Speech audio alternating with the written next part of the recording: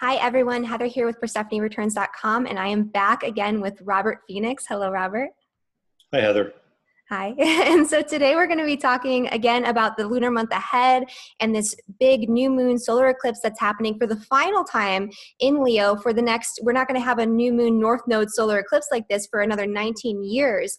And so this is going to be kind of a big one. And so we're going to get into sort of where we've sort of come from this eclipse season and where we're headed in the month ahead with, the eclipses, Mercury and Mars stationing retrograde and all of that. And so, Robert and I were talking a little bit off camera about sort of what's been going on with social media lately, which is very much an Aquarian thing, and the South Node being an Aquarius. And so do you want to talk a little bit about that? Yeah, it's really fascinating. We could see this coming, kind of like if you're really paying attention, you could see this coming from a mile away, right? And it's really linked in a lot of ways to what's been going on with, the true node / north node in Leo. And I was writing about this morning. And so we've had a ton of intensity and emotional currency around children with that true node in Leo, okay? One of the big things that's come out, and it started to come out, right around the time Trump was about to be elected, going back to October of 2016, the big October surprise, the WikiLeaks dump, was the whole Pizzagate stuff. Yeah. And that's when, and I remember sitting down at Gaia talking with Regina's producer, and I said, the true node is moving into Leo. We need to talk about children. We need to talk about, what's going on with Pizzagate. Trust me, it's going to be a big deal. And she was like, whoa, let's not talk about it too much, because people were starting to get into hot water around talking about Pizzagate. Alex Jones, we're going to talk about him, had just stepped into a pile of shit.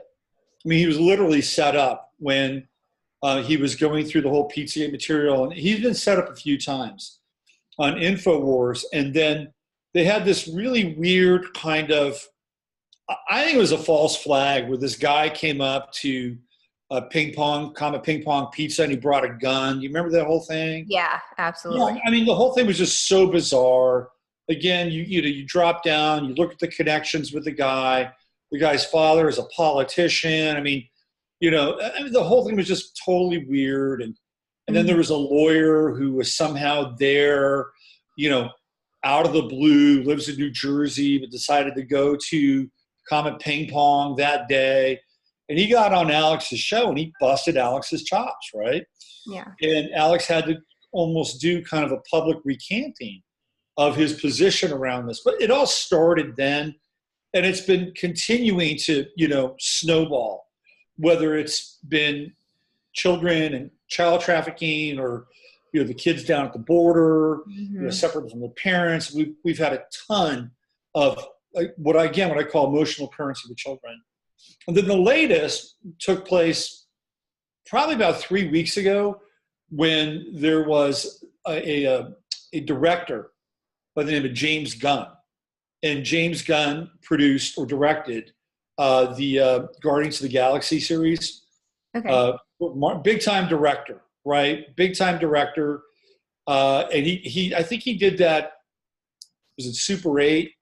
That superhero kind of movie with Nick Cage. Anyway, Mike Cernovich went into his Twitter feed and he found like literally thousands of tweets with him like cracking jokes about, sleeping with kids, Oh my gosh.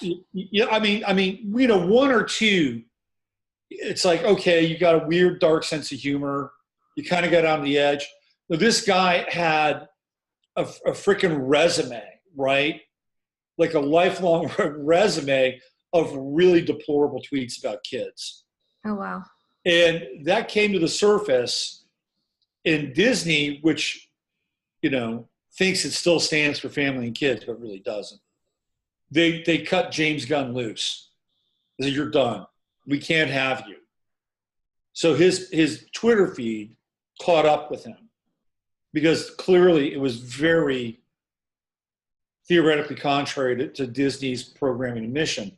Yeah. And then all of a sudden there were like 50,000 people who started an online petition and you can't do this, you got to rehire them. Now keep in mind, this is kids, right? Yeah. And this was a shot across the bow. And the left was like, okay, it all started really with Roseanne. That's where it started. When Roseanne made her, silly, dumb tweet about Valerie Jarrett and called her a sand monkey, right, or whatever, which is stupid. And all these people on the right, like, oh, wow, what's up, man? Can't you freely express yourself, political correctness, blah, blah. Look, you can. Yeah. But in our society, if you do that, you're going to pay the price. Well, yeah, because everybody else has that same right to express their discontent with what she was saying. And so there's right. backlash. Yeah. And then when you get into things like sponsors and TV shows, you're screwed. The only way that you can really get away with it is to be non-aligned and not depend on some third party for your sustenance, which is very difficult. But if you're committed, you can do it. So that's where it started. And then the right was like, well, screw you. And Cernovich went in and found this guy, James Gunn's material. So now I think they decided that they were going to up the ante. They're like, okay, you've gone after James Gunn. You went after Michael Ian Black. Now we're going to go after the big whale. And the big whale is Alex Jones. Yeah. He's Moby Dick. And that's what they did. They went after him. And so here we have the true node and the south node axis. Right? This is the dynamic. Because Jones, as you and I were talking about, theoretically is an Aquarius. Yeah. If he's not Bill Hicks. Yeah, if he's not Bill Hicks, which I still think he might be. He could be Bill Hicks. Yeah. If the viewers don't know about this, Google it. There's a whole bunch of content out there about Alex Jones actually being Bill Hicks. You and I could do a whole show on it, but we don't have enough time. Yeah. But if you look at Alex Jones, he's supposed to be 44 years old. I don't know. He looks a little road weary for 44, if you ask me. Yeah, but he's also very angry and stress. You could tell he probably has really high blood pressure, and he's just ugh, you know what I mean? Stress will do that to you. So, maybe, but at the same time, when you look at what happened surrounding Bill Hicks and then the conversion to Alex Jones, it does make sense with the time frame and the timeline totally fits. And then the missing link, of course, is Kevin Booth, the producer, who was Bill Hicks's best friend. Yeah. And then he just immediately transitions into Alex Jones. So it's interesting. If Bill Hicks gained a few pounds, dyed his hair blonde, it could be. Well, there's also some dental stuff going on too that you can see. But what we're really getting at here is that Alex Jones, who, by the way, his birthday is theoretical birthday is February 11th. Which puts it right in alignment with this eclipse, right? So his sun will be opposite the sun during this eclipse. Yeah, that's really intense. And that means, the South Node's been transiting over his sun all year, which is why he's had so many issues. And the South Node in Aquarius in general is issues with social media, right? Aquarius, social media, technology, the internet, connecting with exactly. We're seeing this right now on a macro level. Yeah. We're seeing this South Node being exposed, right? It's the underbelly. It's like where we are vulnerable in terms of being able to freely express who we are and what we do. Yes. And part of the reason why that's taken place is because, we've had these hate speech laws on the books now since I think about 2009, 2010, right around there. And I remember when they started to hit, I just thought to myself, we're headed for trouble here. Yeah. We're headed for trouble because hate speech is really a very subjective sort of determination. And if I said I hate dogs. I hate dogs, Heather. I think dogs are flea bitten and da-da-da-da-da-da, right? Yeah. And if I paid enough attention to your Aren't Dogs Wonderful website, right? You could say theoretically, that that's hate speech. Yeah, absolutely. And I mean, And that's obviously not the perceived intention of the law, but like, I mean, personally, I don't necessarily trust our government to like stay, to monitor themselves and stay within those types of boundaries. And so it absolutely could be perceived as hate speech, like anything and anything that is negative or, directed towards some sort of group of people or even dogs, like you said, like that could but if somebody has a bad day and you say the wrong thing, that could be perceived as hate speech. Yeah, absolutely. It is, we're in this level of subjectivity now, which is not good. It's just, it's really not good. And the whole state of media in general is really bad right now. Yeah. And it's not just social media, right? So, we can break this down. You and I were talking about Gaia before we started doing this today. Yeah. And the whole controversy with David Wilcock and Corey Good and this weird letter that's floating around that's like, if this is his resignation letter, by the way, it is like 20 pages long. I tried to read it, but it's so long. Like, who writes a resignation letter like that? It's like a crazy person wrote it. Like, it's seriously so long. Well, it's true. It's true. And, we haven't seen a lot of David Wilcock lately. That's accurate. Yeah. So he's kind of hiding out. I mean, either because of the backlash of that, or maybe it is actually true, either way, it kind of makes sense that he'd kind of want to step out of the spotlight for a little bit when there's so much circulating about him. So Gaia has had problems with their numbers for a while. Yeah. They're losing people. And for a brief period of time, and you and I were talking about this too, with Aquarius being the new age, and here we are at the South Node. So it's sort of like the remnants of the new age are like washing up on the beach, right? Like there was a ship that was wrecked at sea. It was the new age, and now it's washing up on shore. And Gaia had this transition of going from feel good to feel not so good, which is like truth. Like truth doesn't always feel good. Yeah. So they were kind of moving into that category. But even with Gaia, like they had their own kinds of governors around that. Like you couldn't really go fully into it, like, or else you lose your gig, right? Like you did. What happened to me? The many charts of Obama. Thank you. Yeah, that's right. And so even there were limitations around, but they were playing because people are hungry. Like the new age was like cotton candy, and it just tasted so good for a while, right? Yeah. Well, so he just got sick of it. It's like, come on, we need some turnips and kale and broccoli or whatever. and that was like the truth, and people were very into it. But the challenge with that is that you start to go down these rabbit holes, and most of them are unresolvable.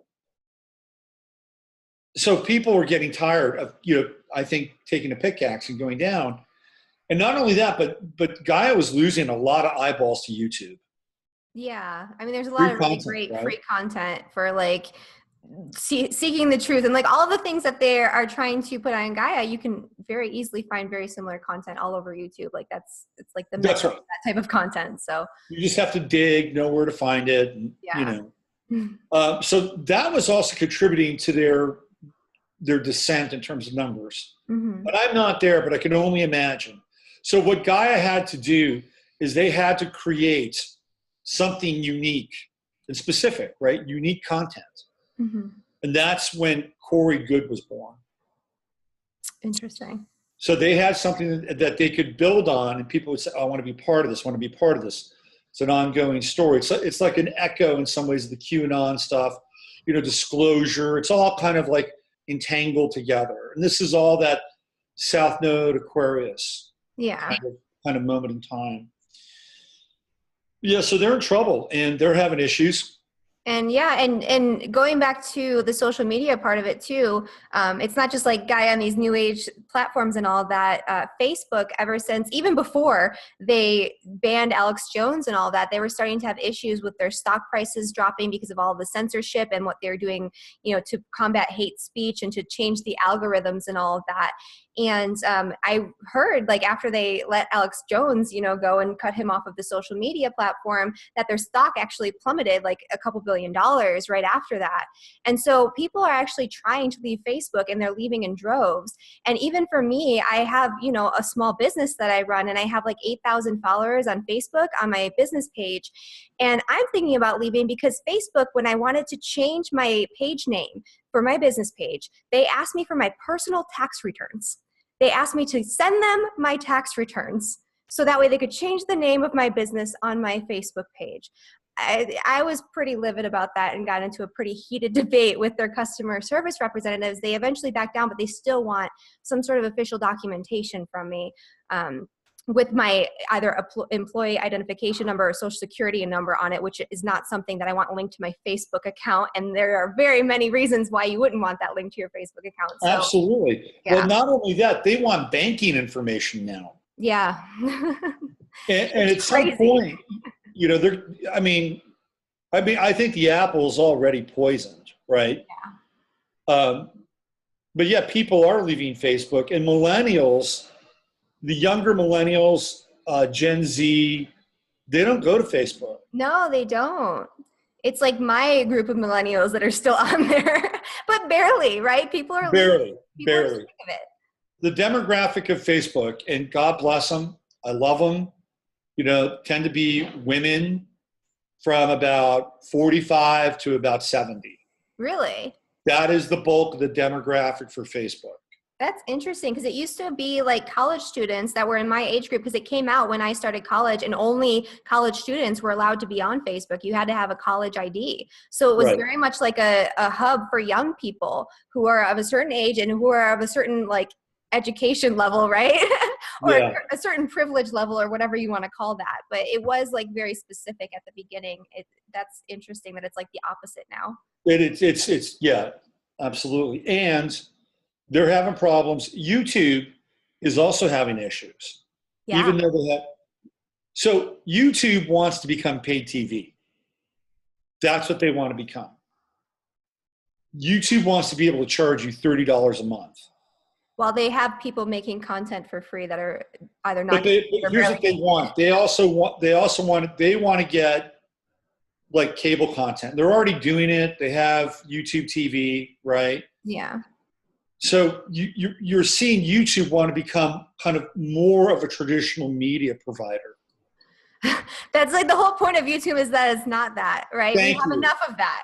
And then the same thing with Facebook. They're pairing up with like CNN and I think like MSN to provide, instead of doing the trending articles, they're actually going to have CNN produce the content for you. So that way CNN can tell you what the news is. Right. If I wanted to do that, I would watch CNN, you know, like nobody's trying to go to Facebook for that. Exactly. They're going to be producing content for a ghost town. Yeah. That's what they're going to be. We're in this weird flux, right? And this brings up again some of that South Node Aquarius stuff about the economy and Uranus and Taurus. We can bring that into the discussion as well. Yeah. Because there are businesses like Uber. Uber doesn't make any profit. They don't make profit.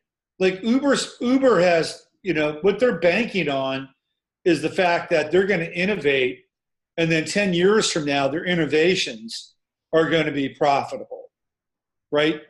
Most of these tech companies, I don't think Facebook is profitable.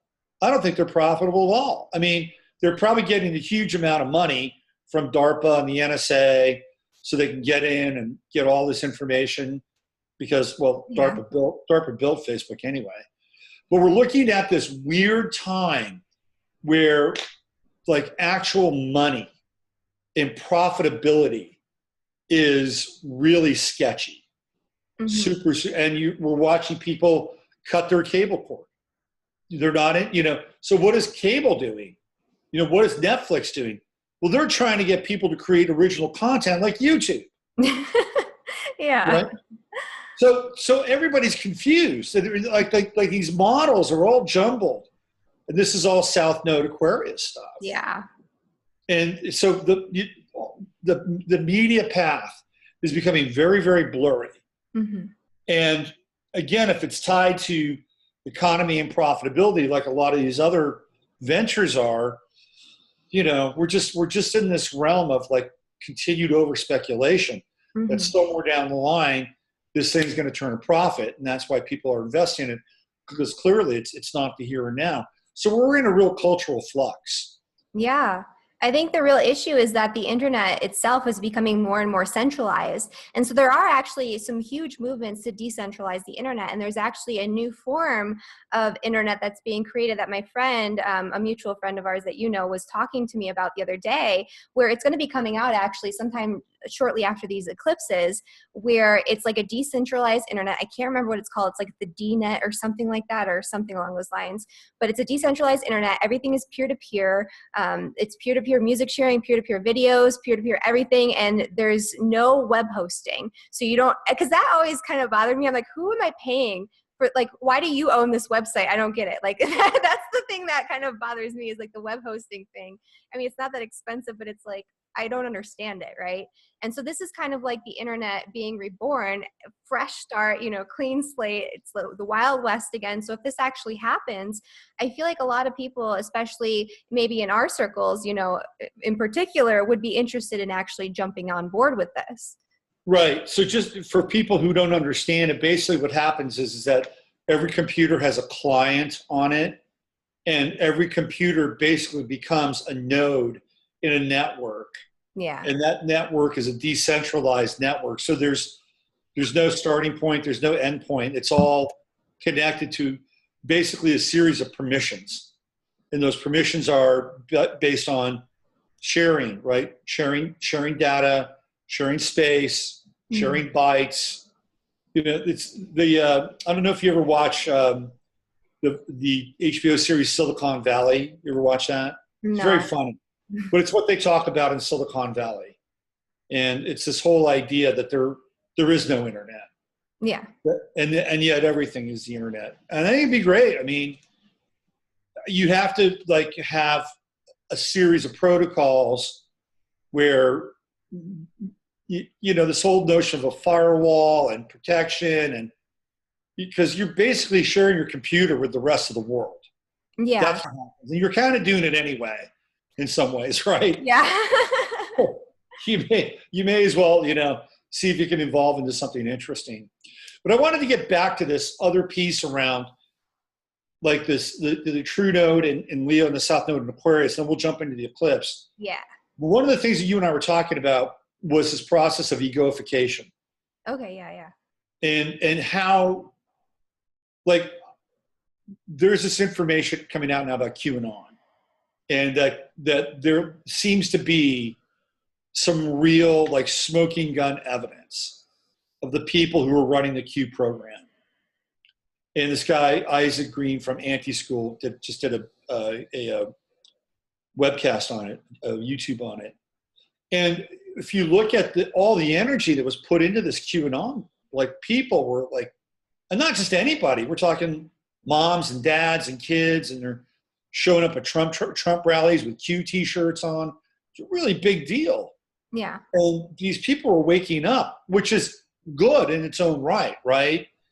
But it's become attached to what I think is probably one of the biggest LARPs of all time. And what happens is like there's this process of transference and egoification. Leo, right? Leo, we want kings, we want queens, we want heroes. You know, we want the savior with Leo. Yeah. And then here's that south node in Aquarius. Wow. It's like, uh-oh. You know, it's like, okay, you know, it's meet the new boss, same as the old boss kind of a deal. So that's going on. And that's interesting. And there are a lot of people who became very popular very quickly because QAnon hit the scene in October of last year. I think it was October 24th last year, 25th. So we're not even talking like a whole year. I mean, you know, basically 7 months, 8 months. Yeah. Right? 10 months. And there are a lot of people like Praying Medic and, you know, Just Informed Talk, this woman, Liz Crokin, Tracy Beans. I mean, they became like overnight sensations, huge followings. Jordan Sather, huge followings. And if this turns out to be true, then what happens with these people? Like, where does their credibility go? Yeah. How do they salvage, whatever wreckage that they're dealing with as a result of this egoification? That's so interesting. And you know what else is interesting? Because this also ties back to the Corey Good, David Wilcock thing, because it's that process of like wanting to find that savior who's going to take us out of the situation with these like blue avian things. Regardless of what you believe about it, like the rhetoric seems to be like, okay, these aliens are going to show up, they're going to help us, we're going to ascend, and then everything will be okay. And so that's unraveling at the same time. So there's like, it's interesting. There is this sort of energy of people looking to some sort of guidance or some sort of king or some sort of leader who's going to help pull us out of this, situation that we're in, that everybody can agree right now that, the world as it stands and the structures and the powers that be, everything that's going on right now, it's not working for us anymore, right? And so instead of taking it upon ourselves, many people are kind of looking towards somebody else, like, okay, who's going to help us here? But I think this eclipse might actually change some of that, because I think part of that is empowering yourself to be courageous and to be a leader in your own life, right? That's a big part of the North Node in Leo, is coming into that role of leadership, coming into that role of being your own king, right? Being your own leader and being courageous. Leo rules courage. It's the lion, right? And so it's doing it courageously and authentically and not caring about what other people think about what you're doing, because that's the South Node in Aquarius. Aquarius is the hive mind. It's not like as free thinking and, revolutionary as people might think, because it cares more about the collective and the collective idea than it does about the individual ego and the individual self-expression. The individual can express itself so long as it's okay with the group, right? And that's Aquarius. And so it's about doing this and leading your own life, paving a way, but doing it in a way that's authentic to yourself, that's courageous, and not caring about, the collective so much and what they think about what it is that you're trying to put out there. Yeah, I think you really hit the nail on the head.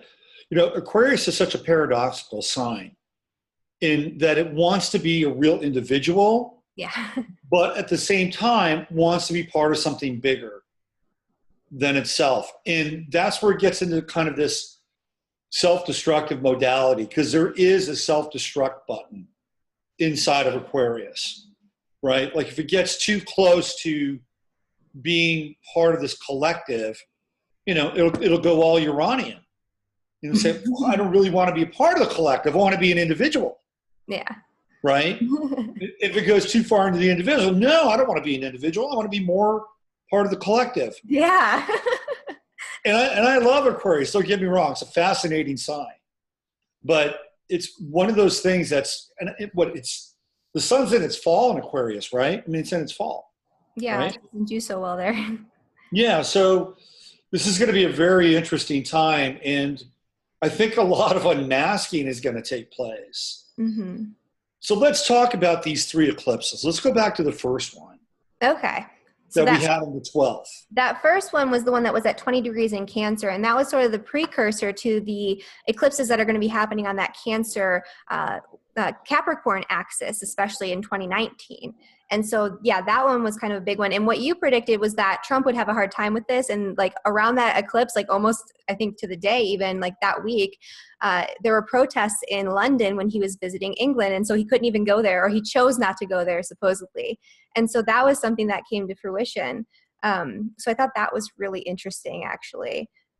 Well, the big news after that eclipse was the Israel piece. Yes, that too, because we talked about that. And with that Star of David formation, that was happening. It was the Star of David, and it was the 1,948 years from the first sounding of the Shoah, which took place on July 12th on 70 AD, which was the collapse of the Second Temple, right? Mm-hmm. And just days after that, we talked about this, and just days after that, Israel passed a law which basically said, hey, we are a full-on nationalistic state.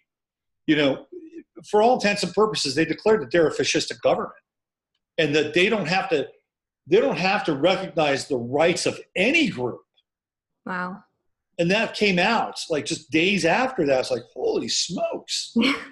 that was big news, right? Mm-hmm. But what was your experience like around the energy of that first eclipse? I'd be curious. Well, this was the first of many eclipses that were going to be happening near my moon and Venus. And so the experience with that was a very strong, for me personally, on a personal level, was a very strong urge to uproot and, think about leaving the desert because it's in my ninth house too of, long distance travel and moon in the ninth house and that kind of thing. Like that's a long distance. In water too. You're not in a place that's near any water, right? And yes, that's literally the reason, because we're so sick of being hot and dry and there's no water. So that I thought was kind of interesting. But what I've been noticing is that I've been getting a lot of clients, especially as we got to the buildup of that like middle eclipse that happened, where there was that T-square going on with Mars conjunct the South Node, square Uranus, where it was really intense. It was like everybody was in chaos, and I've never had so many people reaching out wanting readings immediately, like right now. And I'm still backed up on readings from that eclipse because so many people, even my friends, like almost all of my friends, reach out to me individually to ask for readings or to ask for like astrological sort of guidance, because everybody's in flux, everybody's in change. It's not like it's happening all right away though. What I've noticed is that there's this, like we were talking about before when I texted you that one day, it's like this energy of needing to be patient because we have Mars in retrograde, we have Mercury in retrograde, change is coming, and there's this huge, intense energy of frustration that was building around that time with status quo, right? That's what Uranus does, and that's what the eclipses does. It breaks us free from like anything that's stagnant, stuck, that's holding us back, and that's just restrictive. And it's like it was weighing on everybody so much more than normal, and everybody just felt like they needed to change something right now. And the thing that I was coming across is that I saw that a lot of people needed to change things when I was looking at their charts, but I saw the results of this not coming until September, October, sometimes not until January, February of next year. These are like long-term changes that are being initiated right now. And especially with the retrogrades, people need to be patient. And so that was a big energy that I was noticing with these eclipses. Mm-hmm. Yeah. So for me, the first eclipse was great. Loved it. Yeah. I did it. Yeah. So I did a night with like 7 women, like Cancer, right? 7 women doing tarot, doing astrology. It was great. I felt like the court vizier. So that eclipse was cool. The last eclipse that we had, that one really threw me for a loop. Energetically, I was just spent. Mm-hmm. I was exhausted with that eclipse. And so, I'm trying to see if there's like a pattern here, kind of like a wave pattern. Mm-hmm. So we're dealing, in most of these eclipse cycles usually have 2 eclipses associated with it, sometimes 3. This one we have 3. We're on with 3. So I think that first eclipse set the stage for something.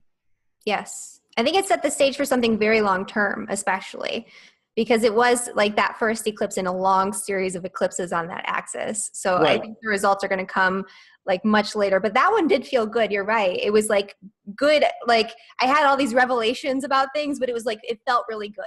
I felt great that weekend. It's like, eclipse from eclipse, this is great, right? Eclipse. No. I'm loving it. Bring it on. So it's like, next one. The eclipse after that one just blew my head. Yeah. Because I just felt like that whole weekend I was like making these wasted journeys, these things that didn't like pan out. There was no, it's like, okay, I'm gonna go out to the end of this branch and I'm gonna grab this, nice apple, but it's not there. And that whole weekend was like that. And that set up for me this whole kind of life script about, journeys, wasted journeys, pieces that aren't being fulfilled. I mean, I was in a pretty existential place that weekend. Wow. And then I came out of it that night when I did on Sunday night where I did the show, which was the live stream, which was great.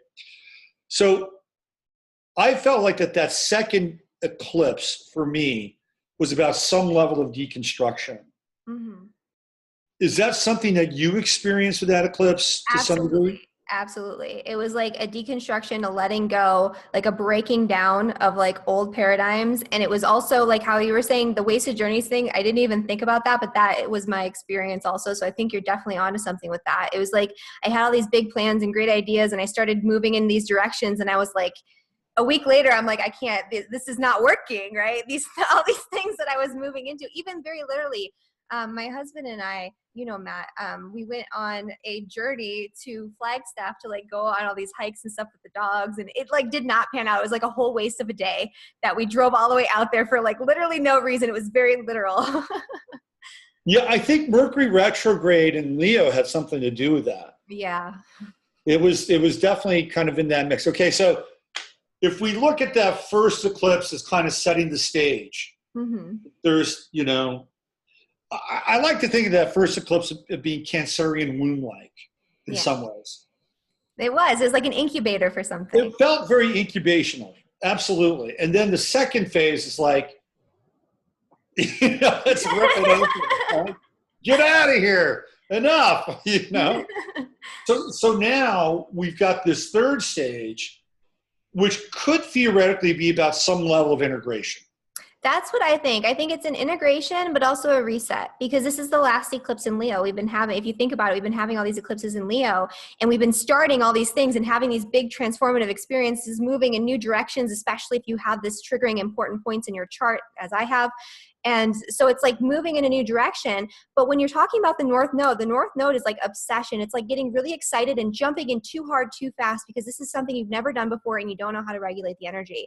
And so something that I've been thinking about and talking about a little bit is that this is sort of like a reset.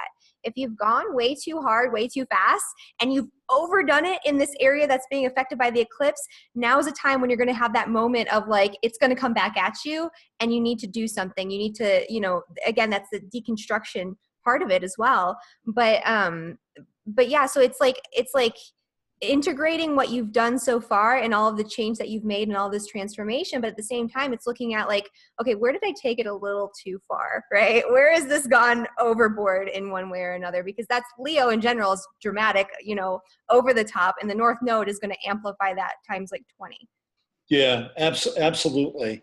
You want to talk about the inconjuncts? I do want to talk about I love inconjuncts. People who have had readings with me know that I'm obsessed with doing inconjunctions. But yeah, what's your take on, so we have a yod forming. First off, It's a total yod. It's a total yod going on. Well, Absolutely. it's a yod, and it's like the eclipse conjunct Mercury retrograde too, pretty close, like 4 degrees.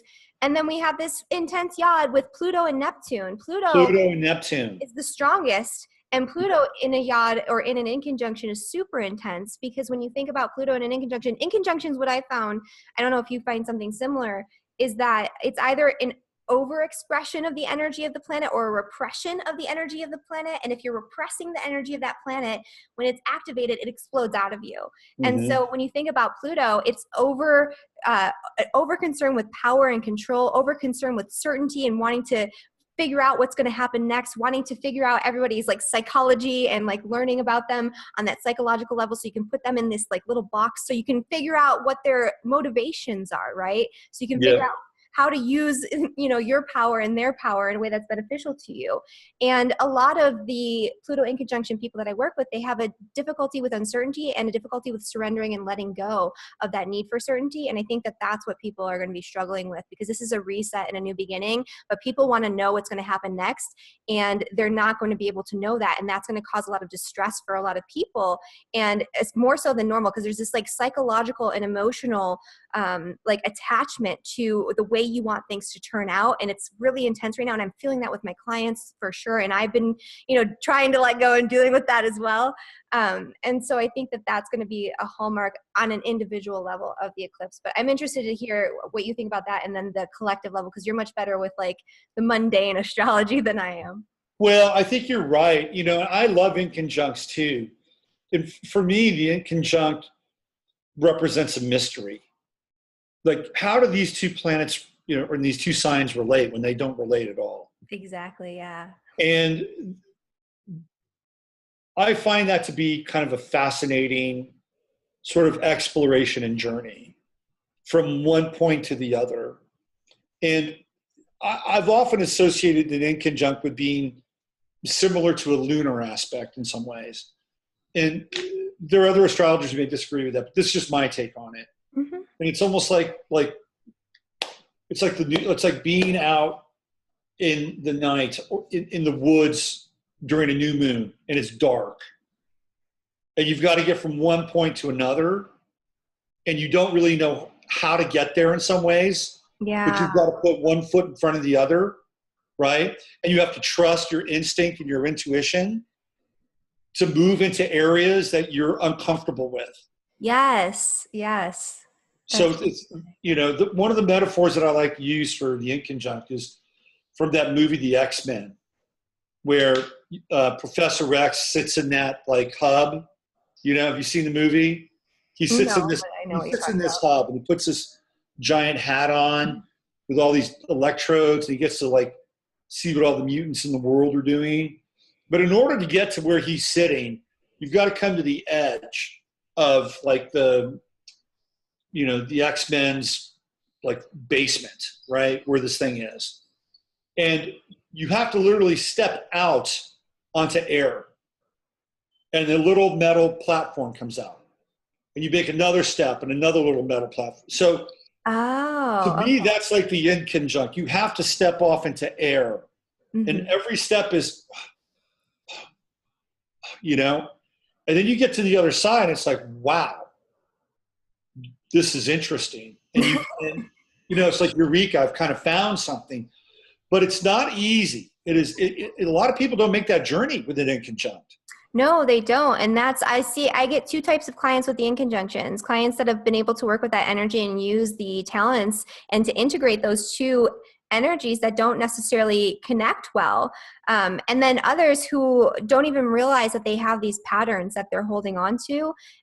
And so it is like walking around in the dark, like in the moonlight or whatever you were saying, because it's like there's a lack of awareness a lot of the time until somebody points it out or until they do some introspective work and they realize like, hey, I'm trying to force these things to sort of integrate and it doesn't work this way. I have to go and do a more indirect way of connecting these energies, which is the way, I think the best way to deal with the inconjunctions is to deal with them more indirectly, if that makes sense. No, it does make sense.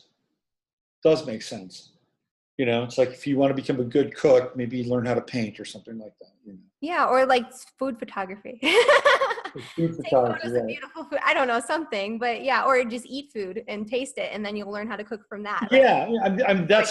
Yeah, I think we're getting closer to it, and so we're dealing with Pluto.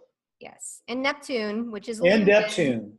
So one is power and death and intensity and fixity, right? Obsession. And that's in Capricorn. So we're dealing with, hierarchies. Yeah. Businesses, governments. And then Neptune in Pisces, which is, it's a lot. But I keep thinking that, again, we're dealing with children, this Neptunian thing, Hollywood is, I think, ruled by Pisces. It is. Film. Yeah. Absolutely. And so, there's like, okay, what's going on over here? There's something here, right? Yeah. With these kids and Pisces and Neptune. Wow. But it's not clear and it's not direct. We have to kind of feel into this thing, right? Mm-hmm. And then Pluto in Capricorn, I really feel like that's like bureaucracies and corporations and power brokers and power dealers that want to hold on to their elite status with Leo. Yeah. That's what it feels like. Absolutely. And I think something's going to come out of this eclipse. It's going to jar some of these things loose. That makes a lot of sense. And especially with what we were talking about with the social media, these big, like giant corporations that now own like everything, all at once in terms of like the media. And, Leo has an association, not just with, like children and this and that. It has an association with actors, and performers Absolutely. of all kinds. And so there is an association with the media with that too. So I think that could be something that comes out. And sports that also, to Oh, some degree, yeah. sports performers, right? Yeah. And politicians too are actually associated with like Leo and the fifth house and, all of that because they're like the king, right? They're like the To leaders. some degree, you're right. Yeah. You know who's got to be careful? I think Trump's got to be careful with this eclipse Yeah. He's got that because he feeling. has his true node in Leo and it's in his 12th house. Oh, yeah. So that could be exposing, right? Expository. Hmm. Also, he's got his own kid, right? Hmm. Baron. Multiple kids. Well, I'm thinking Baron because Baron's the one that sounds the most like a king, right? Yeah, that's true. Dude, he's got a weird chart, that kid. He's born 29 Pisces. Oh, really? Yeah. Interesting. He has the same birthday as Harvey Weinstein. He's got like almost an equinox chart. Yeah, he's an interesting kid. I mean, you can see that he's different. Yeah. He's different in the chart. I think Trump needs to be careful during this eclipse. And he's already overstepped his boundaries a little bit. You can even tell, like, his supporters, people who are ardently Trump supporters, are getting tired of his mendacious tweets. Yeah. Yeah. You're like, did he really have to go after LeBron James? Doesn't he have better things to do? And Right? at that point, that means that pretty much everyone's tired of hearing about him because everyone who's like not in support of him, they're kind of getting sick of hearing about it. And that's actually some of the feedback I got from our last video. Some people just didn't want to hear Trump's name or didn't want to hear about politics because they're just sick of it. Everybody's burnt out on all of this just nonsense. It's like a big like show that's going on that's just in your face all of the time. And I think people are kind of, they're kind of done with that too. Well, it feels very, very vampiric. And that's, oh my God, Pluto in conjunction people, they tend to draw in these people that are very vampiric into their lives. So that's like a key word that I found with these Pluto in conjunctions is that vampiric energy where you don't even realize you're being manipulated until it's a little too late. And usually it's on a psychic energetic level. Yeah, the thing with politics is that it can give you an interesting rush for a while. Mm-hmm. If you start to, deconstruct things and, but ultimately you find out, well, where is this really going? Yeah. And there have been people that have been deconstructing politics for a very long time. Like YouTube is a treasure trove of people that have been doing research for like Anthony Sutton. Like, his stuff is really, starts to break in the 70s and the 80s. It's, you watch Sutton, he's like, pretty much all you need to know and learn. He's an Aquarius, by the way. So you can see that there have been, people have been, we're like standing on the shoulders of giants as we try to deconstruct things. Yeah. But obviously, we're at a time now where we have this thing called the internet, and they didn't have it then. And so now everything is just quantum, right? And so there's the potential for learning things really, really quickly, Mm-hmm. and getting indoctrinated really quickly. And I think we're also in a major cycle of burnout because everything is 24/7, right, left paradigm, smashing any kind of hope or ability for us to pull together. Right. Yeah, divide and conquer, and everyone's triggered by everything, so nobody can talk about anything, even if it's relevant and good content and good information. Like people have been programmed to be instantly triggered talking about politics, no matter what, even if you're talking about it gently and in like a sort of objective, sort of point of view where it's not very opinionated. People still, as soon as they hear Donald Trump's name, a lot of people are triggered. And it's gotten to that point. And I'm personally just burnt out on it. I know a lot of people are burnt out on it because it's like 24/7. Everyone's arguing and nobody wants to listen to anybody else. Nothing's getting accomplished. They've definitely accomplished their divide and conquer strategy that I know that that's what they've been trying to do for a very long time. Oh, yeah. Yeah. The only thing that would change it would be some kind of, third party threat, whatever that is. We'd have to all pull together, right? War, aliens, whatever.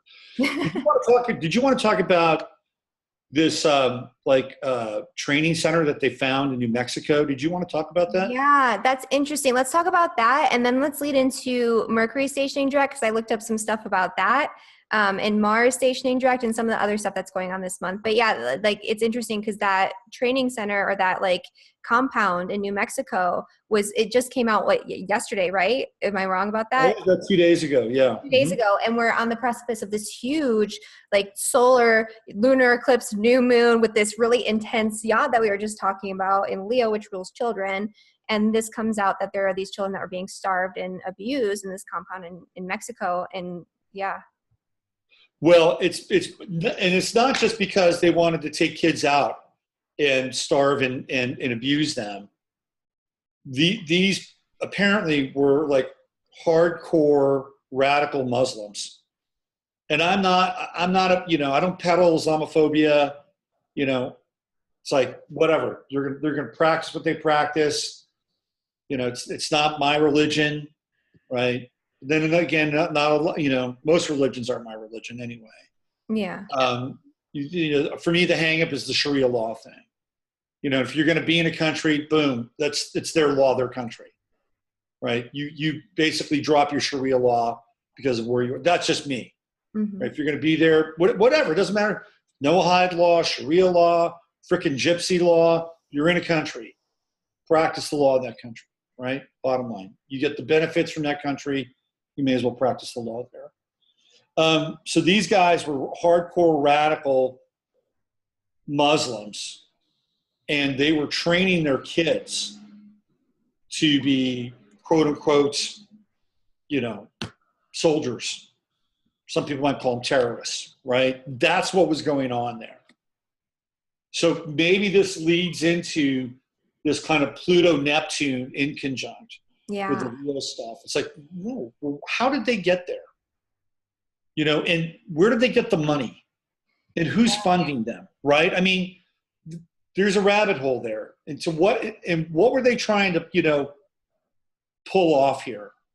Yeah, it feels like there's going to be like a conspiracy rabbit hole too, because it's like that Neptunian energy where there's a lot of confusion and illusion, and sort of it's very difficult to piece together what's actually going on and why. It's like very confusing because you're right. It's like how did this happen? Why? And this is going to be very interesting to watch both the mainstream media and even to some degree, the not so mainstream media, how they deal with this, because number one, they're Muslim, and number two, if I'm not mistaken, they are Black African Americans, right? So it's just like, okay, you got rails here, you got third rails that you're stepping on, right? So this is going to be interesting to see how this plays out. And my final piece, and we'll get to the Mercury stuff here. I really do feel like, whether people want to hear this or not, that we are in the midst of a conflict. Mm-hmm. And it's because the divide and conquer has been set up in such a way, and both sides have been weaponized. And there are, also third-party kind of tangential players that are coming in and being a part of this whole thing, whether it's Israel, whether it's China, whether it's Russia. There are other forces now that are colluding in this kind of maelstrom of chaos and divide and conquer that's been set up here. And I think it's important for people to understand that. Yeah. And to try to stay I wouldn't say stay neutral, because everybody's going to have an opinion, and everybody's going to have a filter, and everybody's going to have a perspective, right? But to try to stay as mindful as to what's going on as possible, so that we don't get swept up as much as on the emotional side. Yeah. And clearly we can make choices and have, perceptions that allow us to kind of interact with the material in a more lucid way. Mm-hmm. But I would say pump the brakes on the emotional stuff a little bit. Yeah. And so can we do one more thing then before we move on to the Mercury and all that? Because that's kind of a good segue into what can we do with this eclipse energy? Because we're talking about all the difficulties and all the problems that are coming up and things like that. So what do we do on an individual and collective level with this eclipse energy in order to harness it in a way that's positive and that's beneficial and that actually helps us to move forward in a way that's good for us, right? Yeah. Well, I think you look to Leo. It's like, what did you do when you were a kid? You Yeah. know, what did you love? What got you excited? Can we even allow ourselves to be excited these days? Yeah. Right? It's like, oh, yeah, well, I'm going to have some fun today, but I know that the world is a shit show. No, go have fun. Yeah. I think Right? that's a good thing to do on the Leo eclipse. Do something fun and childlike and harness that energy and use that as your sort of intention for the lunar month ahead and that eclipse Yeah, energy. totally. I like that. Okay. Yeah. And for you, it's waking up and sleeping with a pool of puppies. Yeah, I put that on your thing. I do that. I mean, our dogs, man, they're awesome. They like tackle me in the morning, and I have like a pile of puppies on me, and then I do yoga right after, and then they tackle me while I do yoga. So I'm essentially just like playing with them instead of doing yoga. So you do doga. You do Yeah. doga. I have one like licking my face, and the other one like slamming into me and knocking me over while I'm in downward dog. It's great, very Love it. productive. That's awesome. Yeah. All right. Well, let's get into Mercury retrograde then, because Mercury is stationing to go direct finally on the 18th. And I know a lot of people are always looking forward to Mercury going direct after a long, hard retrograde period, especially while Mars is retrograde and we have eclipses going on. And so kind of the thing that I brought up before was that it's stationing at 11 degrees 32 minutes in Leo. We actually had a total blood moon lunar eclipse at 11 degrees 37 minutes in Leo, so almost exact to the minute, back on January 31st of 2018. And so I looked at the visibility of this eclipse because I thought that with Mercury retrograding and stationing on this point, it's activating that eclipse again, and it's revisiting something with that, right? And so I wanted to see where it was visible and what happened. And so it was very visible in North and South Korea, parts of Russia, Alaska, which had earthquakes and tsunamis around that time, and a little bit in Australia, but it's primarily in like North and South Korea, Japan, like that sort of areas where it was the center of the longest point of seeing that eclipse in the totality. And so what I mentioned before was that whole 2-month period, there was a lot of action with North and South Korea, but it was positive. We had Kim Jong-un, who announced that North Korea was thinking about participating in the 2018 Winter Olympics that happened on January 1st. And then that was confirmed that it was actually going to happen on January 20th, so just, 11 days before the eclipse. And then just after the eclipse on February 9th, North and South Korea, the athletes for the Winter Games marched together under the Korean unification flag. So that was a symbol of them working together and coming together. And I think that was the beginning of North and South Korea and their like peace talks and all those types of things. So that was initiated under this eclipse. And it was actually a very positive sort of manifestation of the energy, especially with the North Node. It's about moving forward, right? And Yeah. yeah. Yeah, it's really interesting because there was so much good energy around that time. Mm-hmm. And it felt like, wow, I mean, North Korea has been this weird kind of shadowy, dark puppet state for such a long time. And now, it seems like they're changing their tune a little bit. And, the younger guy in charge, he's actually a millennial.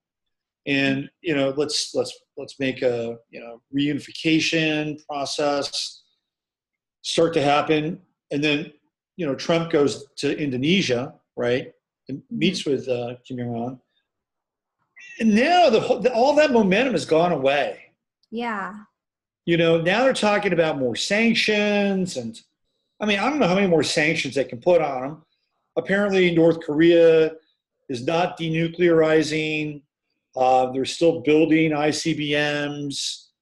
Pompeo went there probably about a month ago, and all Kim Jong-un did was like eat potatoes in front of him. Like he barely even acknowledged him, right? So a lot of that really, really good energy momentum has just kind of fizzled. And I wonder if there's going to be some, move to like rekindle it, or if the energy is going to flip and go in another direction. I don't know, but it's not moving in the way that I think they had wanted it to. Now, apparently, China's been interfering. There's been some Russian interference.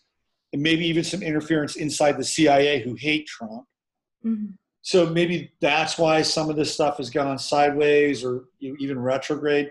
It'll be interesting to see what happens with that over the next few weeks to see if maybe they can recapture some of that momentum. Who knows? Yeah, absolutely. I mean, I think that something should come up around that with the activation of that eclipse point.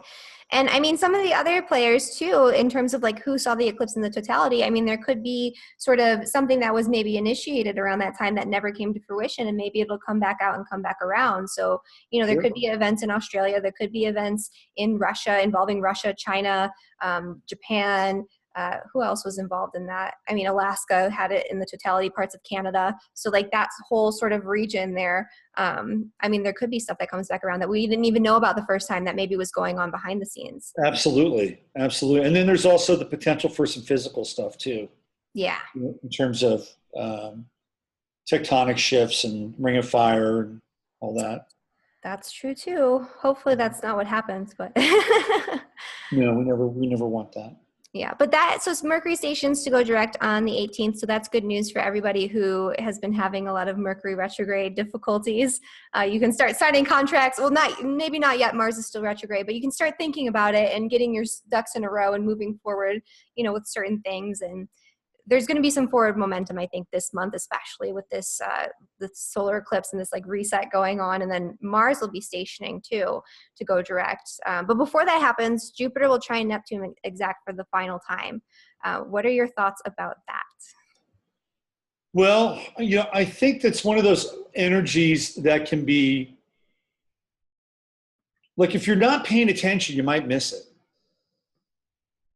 I think if you're too focused on outcomes or you're too focused on the shit show, you might miss a real opportunity to kind of ride a higher level of consciousness and getting into some really basic and fundamental spiritual values like forgiveness and charity and kindness. In Scorpio, I actually think Scorpio is a very healing sign. Mm-hmm, and regenerating, repairing, and forgiving. I mean, you know, Scorpio is also fixed. You're dealing with fixed, immutable energy. You know, the mutability of Pisces and the fixity of Scorpio. I think it could be a really deep and profound energy, but if you're not paying attention, you might, I mean, that's the way these things with Jupiter happen, right? mm-hmm. Like you could have, I mean, people are always going to go through an interesting Jupiter transit at some point, you know, over the course of a year. Then it doesn't last long. It'll last maybe 12 days. And you may feel really, really good during those 12 days. Mm-hmm. And life may offer you a bone or two. Oh, yeah, great. I miss it, right? I mean, Yeah, because that's the nature of it. It makes you a little lazy. Yeah, I just take it for granted. I'll always be there. Yeah. But I feel like that's what it feels like for me. That if you're not paying attention, you could kind of miss it. If you're too focused on outcome, if you're too focused on the shit show, you might miss an opportunity to go deeper and have some real healing in your life. Yeah, because I mean, and it is in the water signs too, so it's going to be a little bit more emotional and internalized. It's not going to be as overt as it could be, and especially with Jupiter and Neptune, like those two planets are associated with like laziness and escapism and being a little unrealistic and all of that. So it could be, you know, that people just kind of kick back. They feel good that day, or they feel really lazy, and they don't get to utilize that energy because they're not actively engaging with it. Well, even that might be okay, right? As long as you're aware of it. Yeah, that's true. And maybe you need it. I think we all need a good break, a good Jupiter-Neptune vacation right now. Well, you and I are a couple of Virgos, right? We're always trying to like look at the, you know, like the usefulness of something. Exactly. And I think that's okay, right? But the most useful thing might be, you know, laying by a lake. Yeah. Or you know, 3 or 4 days. But if you're aware of it, see, that's where it comes into play. like if you're aware of that experience versus just kind of taking it for granted. Like if you have 4 days and you get to sit by, a lake and you got a hammock, like be grateful for that. Yeah. Get on your hands and knees and say, thank you, God, or goddess or whatever, right? And because that's where you become aware of it. And when you become aware of those energies, they don't stop there, right? It's like, oh, you're aware of this experience now? Oh, great. Well, guess what? There's more. Yeah. And you're like, oh, wow, I'm aware of this now. Oh my God, I'm so grateful. Thank you, thank you, thank you. Well, guess what? There's more, right? So this is where it gets really good. And if we can do that, and I think we can take advantage of some of that. So I like this story. I've been thinking about this for the last couple of days. Quick little story. This guy, Kenny Stabler, he used to play for the Oakland Raiders. He was known as the Snake. And he was a freaking character. Like this guy was a party animal. He would stay out all night. And I used to live in the Bay Area. I know stories about the guy. He's infamous. And he had a great career. I'm not sure if he's in the Hall of Fame or not. He had a great career. He could have played longer, didn't take care of his body. And he went through a bunch of marriages. And, post-football for Kenny was not easy. And at one point, he lived down in Alabama, like by Muscle Shoals, down there, that area. So he'd get up in the morning and he'd walk down to the Gulf because he had a place in the Gulf. He'd take his coffee down there. He'd get up in the sun and sip his coffee. He would do this every single day. And he told this guy who was a friend of ex-player, said, I think I figured out this God thing. And he goes, really? What is it? He says, I think God just wants us to be aware, right? God just wants us to be conscious of everything. Yeah. Because when that happens, then you become aware of the totality of like creation, right? And I think that's and he did not live much longer after that, by the way. Like he got it. He had to go down to that ocean every single day, right? And just 12 house that thing. And he figured, and I think that there's something to that, and maybe that could be like a story that people can, take with them as we move into this Jupiter-Neptune trine. Yeah, absolutely. That's a really nice story. Good story. Yeah. And it fits.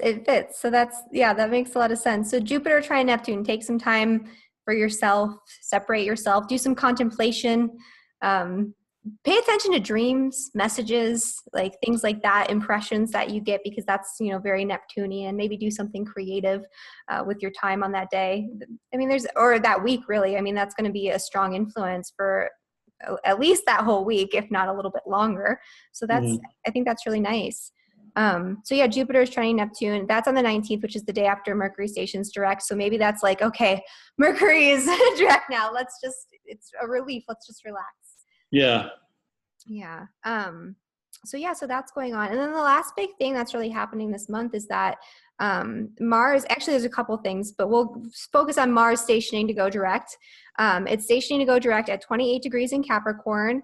And this is going to be at the same, actually this is a different day. So let's talk about that, and then Saturn stationing, because that's actually happening this lunar month too. And we'll do these kind of briefly because I know we're running a little bit longer now. But yeah, so Mars stationing direct in Capricorn, it's stationed to go retrograde in Aquarius. And the things that I noticed around that time, I don't know what you noticed going on around that week, were that the thing with like the immigration and the children being separated from their parents, that was like a really heated sort of thing in the media around the time that Mars was stationing. It was like a whole lot of uproar about it.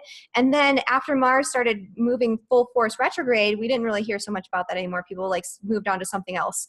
And I'm wondering if so it's stationed to retrograde in Aquarius. Now it's stationed to go direct in Capricorn. I'm wondering if it's going to be like some sort of governmental intervention to like this sort of issue that might come back around or come up because of what happened when it was stationing retrograde. It could. I mean, yeah, theoretically it could.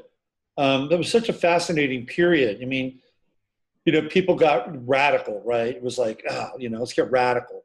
Mars in Aquarius. This is so important.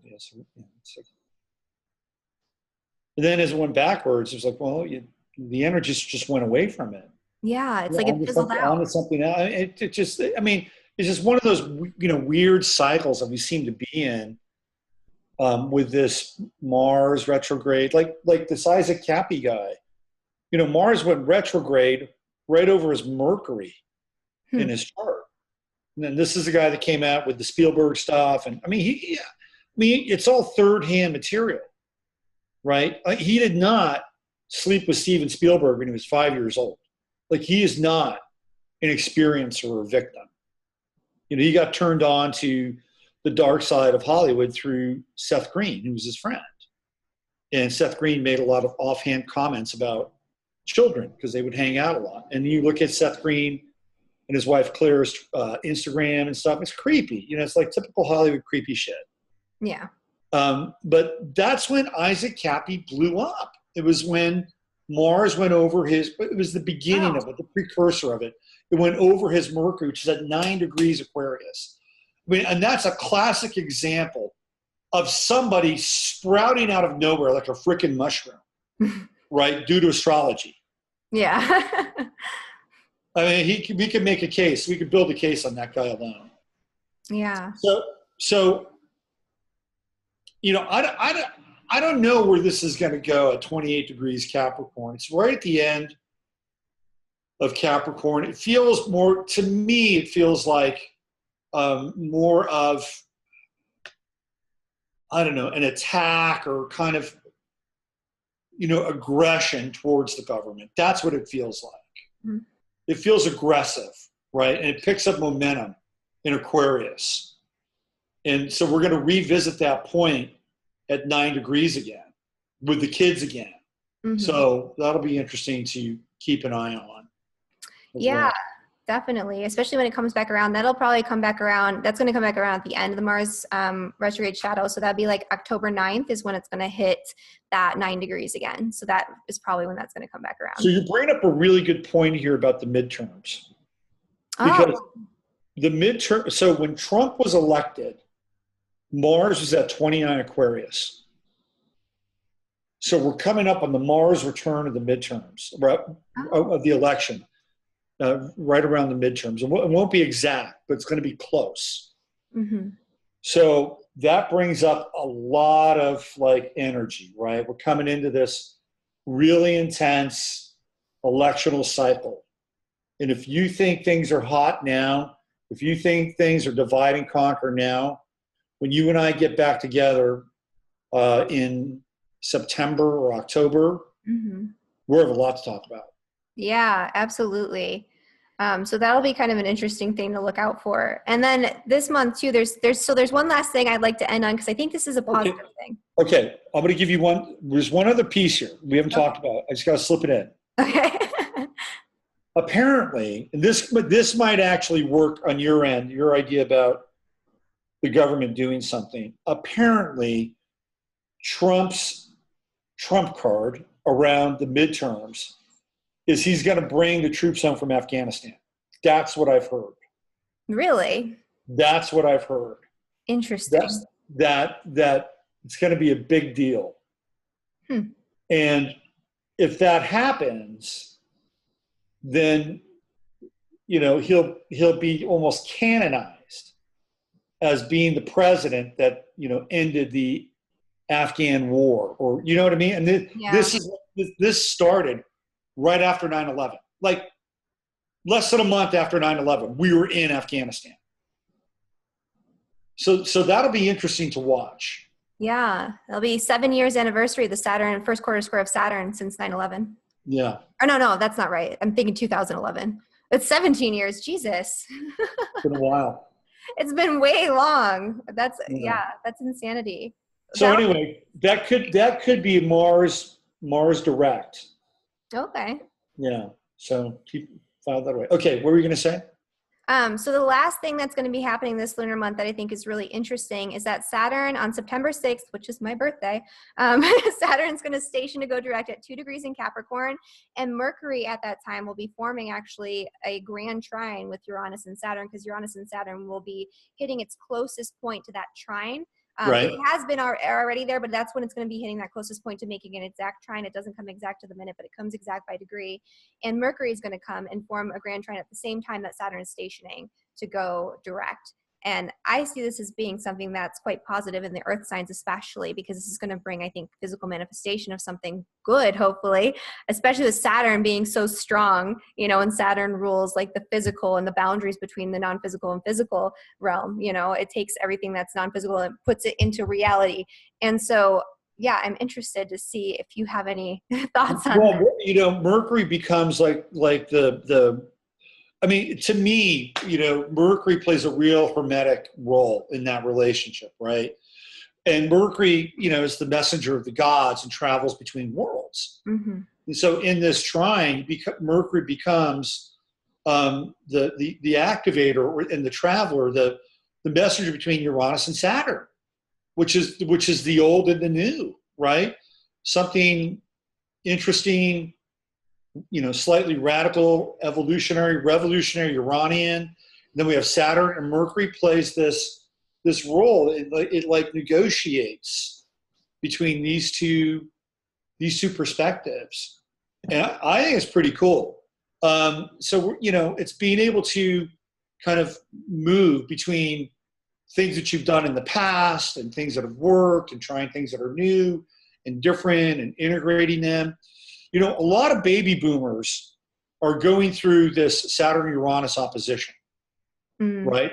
Have you been working with? I think my demographic's a little bit older. My demographic is older than you would think. Yeah, okay. So have you been working with people with this Saturn-Uranus opposition? Probably not as much as you have, but yeah, a little bit. Because the baby boomers have Uranus in Cancer, yeah. So Saturn's been opposing their natal Uranuses, right? And when that happens, that's like a clear sign of retirement, right? Do I stay with what I've been doing, Saturn, or do I do something different, Uranus? That's exactly what I've been getting, is a lot of baby boomers coming to me. I mean, it's the retirement age, right, for a lot of baby boomers. That's right. Like right now in this like time period this year, for some reason, they're all like, hey, I think I need to retire, and like, that kind of thing. So they're coming to me specifically wanting to know about their retirement plans and what they should do moving forward. Right. And that's like the end of their work cycle, right? Because Saturn was there 30 years ago, right? So it's the end of this work cycle. And with this Mercury trine to Uranus and Saturn, that could open up some creative possibilities. Okay. For people that are in that Uranus-Saturn opposition in their lives.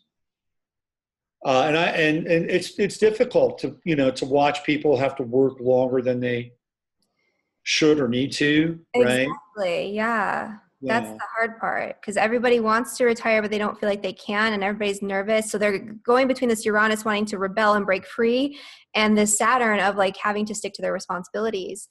And there's like a push and pull in either direction. And it's very, I can't tell you to just quit your job and like retire if you don't have money. Right. So one of the things that I had a client, and she's right at this age, and we talked, and she told me about her job, and I'm like, you got to get a different job. And you would think that, well, that's not as easy as you think, but I think you can. Yeah. And the job that she had was underpaying her, overtaxing her, right? And I saw the rest of her chart, and I knew what she was capable of. I said, look, you can find something that you could probably work 10 hours less a week and make more money. You might even be able to do it at home. So the key for you is to, if you have to work, reconfigure what you're doing. Yeah, absolutely. And it's possible. And it's really interesting because there are things going on with the workforce. Like there's a bandwidth of people that are around like between 45 let's say 48 and about say 60, who are still like employable, really employable, and they're good at what they do. They're smart. They have experience. Companies aren't hiring these people. They're not. They're hiring younger people who work for less. They can train, whatever. So there's a whole middle swath of people that are having a very difficult time. But at the other end, right, there seems to be maybe a pocket and kind of a niche for people at the other end, because they're not trying to find like, a high 5-figure or 6-figure job. So they can actually go into sort of another direction, because there are jobs that are not being fulfilled or filled well by younger people because they want to do whatever, right? They want to go work for a .com or, so there are niche positions that are 25 to 35, 40 hours a week.